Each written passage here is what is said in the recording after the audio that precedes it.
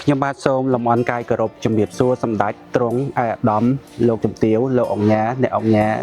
លោកស្រីនាងកញ្ញាប្រិមិត្តពុកម៉ែបងប្អូនជនរួមជាតិទាំងអស់ជាទីគោរពរាប់អានបាទនឹងសូមគោរពទៅដល់ថ្នាក់ដឹកនាំសមាជិកសមាជិកានៃសមាគមសហព័ន្ធវិនិយោគិនកម្ពុជាក៏ដូចជាសមាជិកក៏ដូចជាថ្នាក់ដឹកនាំរបស់សមាគមសហព័ន្ធយុវជនសេដ្ឋកិច្ចកម្ពុជាក៏ដូចជាសមាគមសហព័ន្ធពាណិជ្ជកម្មតាមព័ន្ធអេឡិចត្រូនិកផងដែរបាទគណៈពេលនេះគឺខ្ញុំបាទបានមកដល់ទីតាំងរបស់ Hypothec បាទការិយាល័យដែលទុកបាទសម្រាប់ទុកស្បៀងបាទដើម្បីត្រៀមស្បៀងសម្រាប់កម្មវិធីថ្ងៃទី27បាទដឹកស្បៀងទៅទីរួមខេត្តពោធិ៍សាត់បាទដើម្បីចែកជូនបងប្អូនចំនួន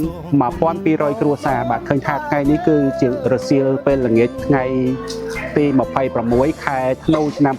2025ចង់ដឹងថាតើមានសកម្មភាពយ៉ាងណាខ្លះទៅទស្សនាជាមួយនឹងខ្ញុំបាទទាំងអស់គ្នាបាទអញ្ចឹងអរគុណច្រើនថ្ងៃនេះជាស្បែកម្ដងទៀតសូមអរគុណអ្នកគ្រូមែនហូនគាត់គឺជាសមាជិកយុវជនសេដ្ឋកិច្ចរបស់យើងដែរគាត់បានថ្ងៃនេះអ្នកគ្រូគាត់បាន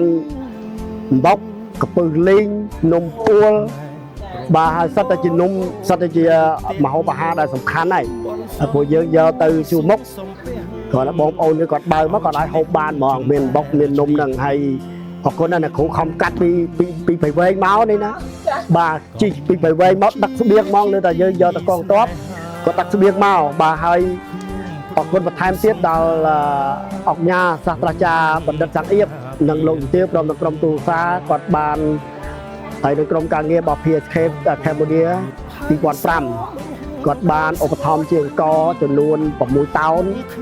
ហើយលោកបណ្ឌិតហាងសិង្ហុងនិងក្រុមគ្រួសារឧបត្ថម្ភជាអង្គនោះក៏បាន1តោនដែរអញ្ចឹងសរុបបាន7តោនហើយស្បៀងនិងសម្ភារៈទាំងអស់នេះយើងនឹងយកទៅជូននៅបងប្អូនជនពិសេសនៅពោធិ៍សាត់1200គ្រួសារដែលនឹងចែកជូនផ្ទាល់ដោយអាយដាមបណ្ឌិតសុរិនឌីសមាជិករដ្ឋសភានីតិកាលទី7ហើយនឹងជាប្រធានក្រុមប្រឹក្សាពិបាលសមាគមសហព័ន្ធនិយោគិនកម្ពុជានៅថ្ងៃស្អែកនេះបាទថ្ងៃទី27នៅពោធិ៍សាត់ហើយស្បៀងដែលបន្តទៀតនេះយើងនឹងយកទៅជួមុខផ្សេងទៀតដោយមានខេត្តដនមានជ័យនិងសៀមរាបបាទដែលយើងទទួលពីបងប្អូនជាបន្តដូចថ្ងៃហ្នឹងជាក់ស្ដែងដែលគ្រូហនគាត់ខំមកពីព្រៃវែងគាត់យកមកបន្ថែមទៀតហើយបងប្អូនយើងមួយចំនួនទៀតគាត់នឹងជួយបន្តទៀតហើយក្រុមការងាររបស់យើងក៏នៅតែទទួលបន្តទៀតបាទដើម្បីចែកជូនទៅដល់បងប្អូនជនពិសេសក៏ដូចជាវរៈកងទ័ពជួរមុខបាទអញ្ចឹងសូមជម្រាបលាជាថ្មីម្ដងទៀតបងប្អូនដែលមានចំណាប់អារម្មណ៍ចង់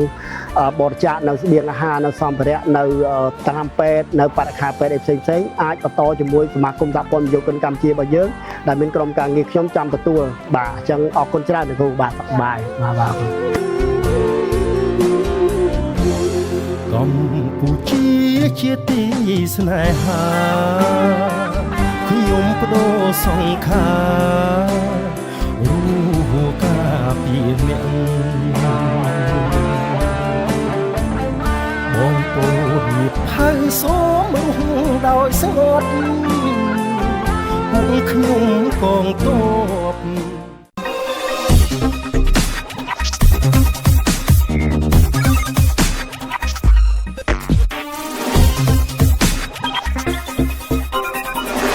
រឿងរ៉ាវរបស់លោកអ្នកគឺជាចក្ខុវិស័យរបស់យើងខ្ញុំ